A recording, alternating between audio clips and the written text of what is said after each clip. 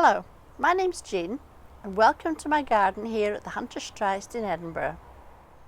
To help get through lockdown, many people have rediscovered the joys of having a garden.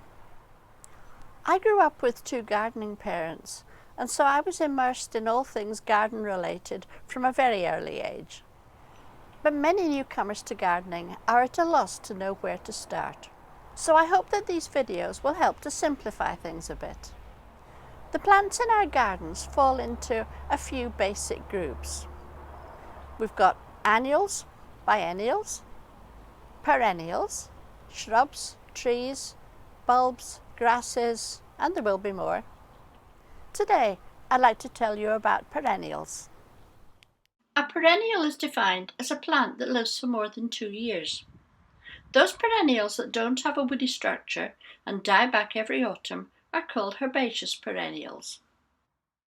Some perennials, like Cardoons, opium poppies, honesty and Echinops, look really good after their leaves have dropped, especially if they have dramatic seed heads, and these can be an asset to birds and insects if left standing through the winter.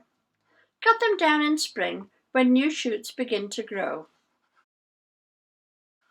But most perennials are best cut back in the autumn, and you can certainly tell which ones. The soft foliage of hostas, for instance, dies down into a soggy mess and might encourage fungal diseases if left to rot. Cut these back to ground level, and that's it till next spring when the new growth appears. Autumn is a good time to tidy up the garden, and now you know what to do with your perennials. If you're in any doubt, leave the plants until they either look very messy or rather striking, and then cut back the messy ones. It's a tedious job that fills lots of garden bins, but so satisfying when the garden is put to bed for the winter.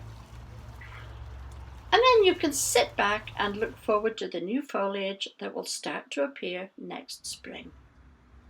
But there are also evergreen perennials, like this Bergenia and this Heuchera, which will keep their leaves all winter.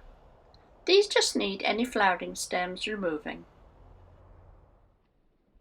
And there are some perennials that do have a bit of a woody structure, like salvias and Penstemon, and the local climate dictates whether they're treated as perennials or shrubs.